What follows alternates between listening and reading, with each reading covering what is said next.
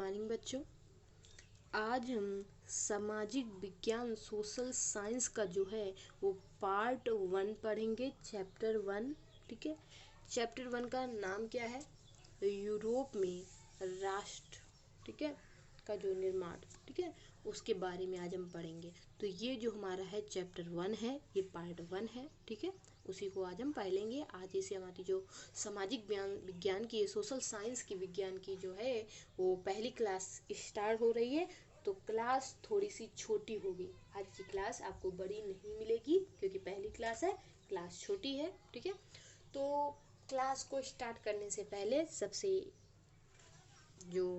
पहला काम है वो कहते हैं, पहला काम है हमें क्या करना है? सबसे पहले हमें चैनल को सब्सक्राइब कर लेना है। साइड में बटन आपको दिखाई पड़ रहा है, तो चैनल को सबसे पहला काम कीजिएगा। जिस बच्चे ने भी अभी तक चैनल को सब्सक्राइब ना किया हो तो चैनल को सब्सक्राइब कर ले, ठीक है। सब्सक्राइब करने के बाद ये साइड में लाइक का बटन दिखाई दे रहा है, तो जो वीडियो को आप लाइक जरूर कीजिएगा, ठीक है। उसके बाद शेयर दिखाई पड़ रहा है लिखा हुआ, तो वीडियो को ज़्यादा से ज़्यादा शेयर कीजिएगा उन बच्चों को जो आपके साथ हाई स्कूल में पढ़ते हो, और ठीक है, तो उनको ये वीडियो ज़्यादा से ज़्यादा शेयर कीजिएगा। और जो बच्चे अभी स्कूल के बच्चे जो व्हाट्सएप ग्रुप से न जुड़े हों उन सबको भी बताइएगा व्हाट्सएप ग्रुप से जुड़ने के लिए, ठीक है।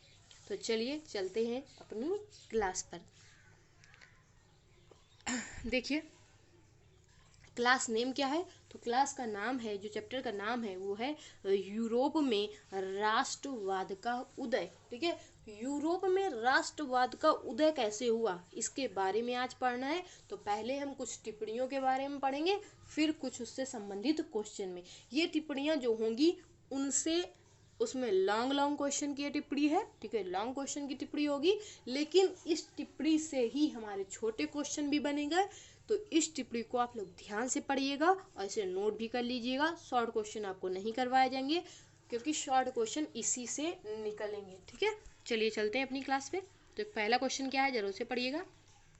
पहला क्वेश्चन लिखा हुआ है, निम्नलिखित पर टिप्पणी लिखिए, ठीक है। प्रश्न ये पहला है आपके कोर्स का। देखिए इसमें जो दिखाई पड़ रहे हैं, तो पहला हमें क्या बताना है? टिप्पणी इन सब के बारे में लिखनी। तो पहला हमारा पॉइंट क्या होगा? जूसेपे मेस्नी, ठीक है।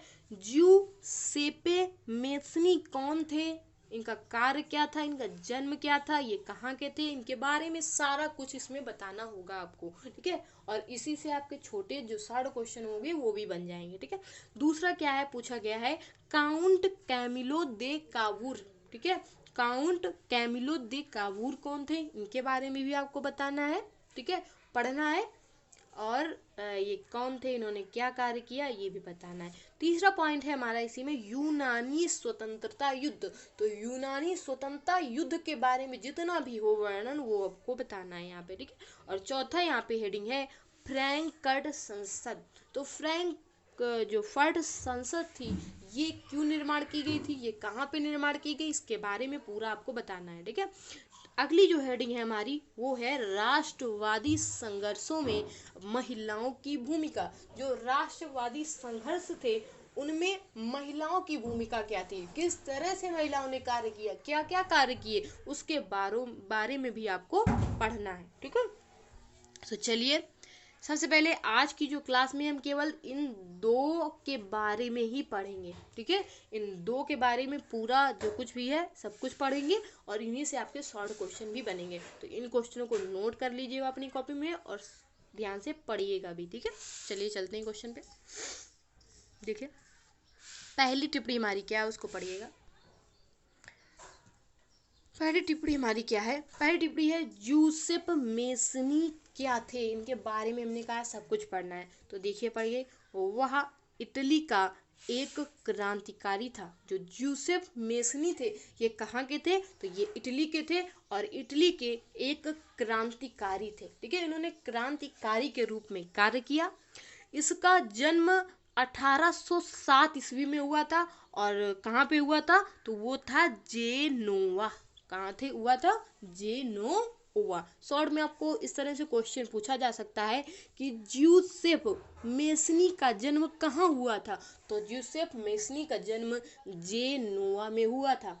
आपसे पूछा था किस सन में हुआ था, तो आप बताओगे 1807 ईस्वी में हुआ था। और ये कहाँ के क्रांतिकारी थे, तो आप बताओगे इटली के। तो इस तरह से इससे शॉर्ट क्वेश्चन भी बनेंगे। ठीक है, तो चलिए पहले आज हम इनके बारे में पूरा पढ़ लेते हैं, इसी से आपके शॉर्ट क्वेश्चन भी निकलेंगे। ठीक है, इनका जन्म 1807 ईस्वी में जेनोवा में हुआ था और वह कार्बोनारी के गुप्त संगठन का सदस्य बन गया।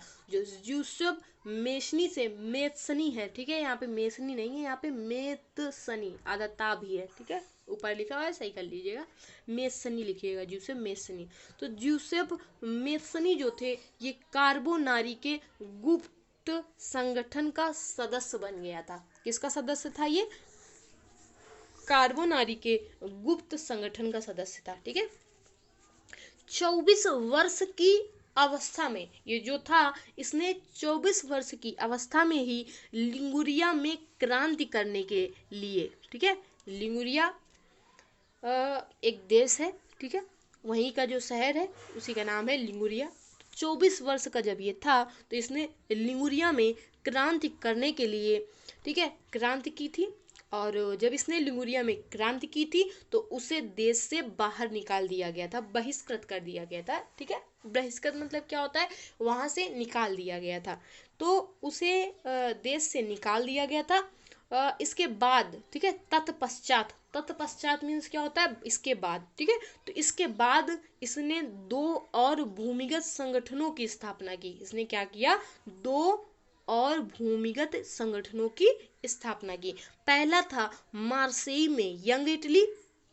पहला संगठन कौन सा था, तो मार्सेई में यंग इटली, और दूसरा बर्न में यंग यूरोप। ठीक है, इसने 2 की स्थापना की संगठनों की। पहला था हमारा मार्सेई में यंग इटली। कौन था, मार्सेई में यंग इटली, और दूसरा बर्न में यंग यूरोप, जिसके सदस्य पोलैंड, फ्रांस, इटली, जर्मन राज्यों में समान विचार रखने वाले युवा थे। ठीक है, मेसनी का विश्वास था, देखिए साइड में मेसनी लिखा हुआ है, ठीक है, शायद इसमें नहीं आया है टाइपिंग में। तो मेसनी का विश्वास था कि ईश्वर की मर्जी के अनुसार, ठीक है, ईश्वर की मर्जी के अनुसार राष्ट्र ही मनुष्यों की प्राकृतिक इकाई थी। मेसनी का जो विश्वास था वो विश्वास था कि ईश्वर की मर्जी के अनुसार राष्ट्र ही मनुष्यों की प्राकृतिक इकाई थी। ठीक है, अतः इटली का एकीकरण ही इसकी मुक्ति का आधार हो सकता था। अतः उसने बताया कि जो इटली का एकीकरण, जो ज्यूसेफ मेसनी था वो इटली का एकीकरण करना चाहता था, और उसने कहा कि इटली का एकीकरण ही इसकी मतलब उसकी मुक्ति का आधार हो सकता था। उसने राजतंत्र का घोर विरोध किया। किसका विरोध किया, राजतंत्र। ठीक है, ये मतलब इस तरह से जो राजा बनते हैं, ठीक है, वो जो तंत्र होता है उसका उसने क्या किया, घोर विरोध किया। ठीक है, उसके मॉडल पर जर्मनी, पोलैंड, फ्रांस, स्विट्जरलैंड में भी गुप्त संगठन बने। ठीक है, जब उसने ऐसा बनाया मॉडल, ठीक है, और अपनी मॉडल को प्रस्तुत किया तो उसके मॉडल पर ही जर्मनी, पोलैंड और फ्रांस और स्विट्जरलैंड में भी क्या बनने लगे, गुप्त संगठन बने। क्या बनने लगे, गुप्त संगठन। इसी कारण मैटरनिख ने, ठीक है, मैटरनिख इंपॉर्टेंट है, देखिए यहाँ पे, मैटरनिख ने उसके विषय में कहा। तो मैटरनिख जो एक लेखक है, ठीक है, उन्होंने उसके विषय में क्या कहा, मैटरनिख ने उसके विषय में कहा कि वह हमारी सामाजिक व्यवस्था का सबसे खतरनाक दुश्मन है। ठीक है, तो मैटरनिख ने बताया उसको कि वह हमारी सामाजिक व्यवस्था का सबसे खतरनाक दुश्मन है। तो इस तरह से जब उसने कार्य किया तो जो हमारे लेखक थे, जो मैटरनिख, उन्होंने उसको सामाजिक व्यवस्था का सबसे खतरनाक दुश्मन बताया। तो क्वेश्चन आपको इस तरह से पूछा जा सकता है कि किसने ये कहा कि जो जूसेफ मेसनी था वो सामाजिक व्यवस्था का सबसे खतरनाक दुश्मन था? तो ये किसके द्वारा कहा गया? तो आपको आंसर क्या देना है? मैटरनिख। तो इस तरह से ये आपके इससे शॉर्ट क्वेश्चन भी पूछे जा सकते हैं। आप इस क्वेश्चन को नोट कर लीजिएगा, और जब आप एक दो बार ही पढ़ोगे इससे तो आपको एकदम समझ में आ जाएगा, एकदम रट जाएगा। बस इसको कहानी टाइप पढ़िएगा, इसको पढ़िए मत, याद मत कीजिए, बस इसको समझिए, इसको कहानी की तरह सुनिए, ठीक है? तो आपको ये जल्दी से लर्न हो जाएगा। चलिए, अब दूसरा टॉपिक हमारे पास क्या था? ये तो हमारा पहला टॉपिक था। दूसरा टॉपिक था हमारे पास काउंट कैमिलो दे कावूर के, ठीक है? तो काउंट कैमिलो दे कावूर कौन थे? इनके बारे में हमें पढ़ना है। Count Camillo de Cavour Italy में मंत्री प्रमुख थे। ये कौन थे? इटली में ये क्या थे?